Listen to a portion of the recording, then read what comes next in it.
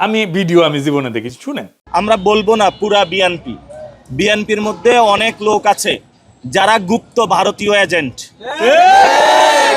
ইনকিলাব মঞ্চ হলো সেই জিনিস, যেই জিনিস আপনাদের চাঁদাবাজি, সন্ত্রাস, দুর্নীতির যে মসনদ আছে সেটাতে হলো আগুন ধরিয়ে দিয়েছে। বিএনপি একটা অকৃতজ্ঞ দল। আপনারা আজকে দেখেছেন একজন মন্ত্রী বলেছে যে ইনকিলাব শব্দ নিয়ে আপত্তি তুলেছেন ওনারা। আমরা বলবো যে ইনকিলাব, ইনসাফ, আজাদি, এই সকল যে শব্দ রয়েছে, এই সকল শব্দ আমাদের জীবনের অবিচ্ছেদ্য অংশ। কারণ এই শব্দগুলোর মাঝেই আমরা ভারতীয় আধিপত্যবাদের বিরুদ্ধে এই শব্দগুলা দিয়ে দাঁড়াই। এই শব্দগুলোর মাধ্যমেই যারা আমাদেরকে চাঁদাবাজি, সন্ত্রাসী এবং দুর্নীতির মাধ্যমে বাংলাদেশে অত্যাচার করতে চায়, আমরা এই শব্দগুলা বলেই তাদের অত্যাচার বিরুদ্ধে দাঁড়াই ইনশাআল্লাহ।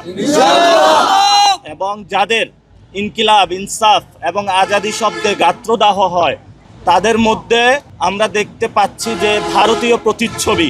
যেই শব্দগুলা নিয়ে গাত্রদাহ আগে হলো শেখ হাসিনার হয়েছে, আওয়ামী লীগের হয়েছে, এখন হলো আমরা বলবো না পুরা বিএনপির মধ্যে অনেক লোক আছে যারা গুপ্ত ভারতীয় এজেন্ট।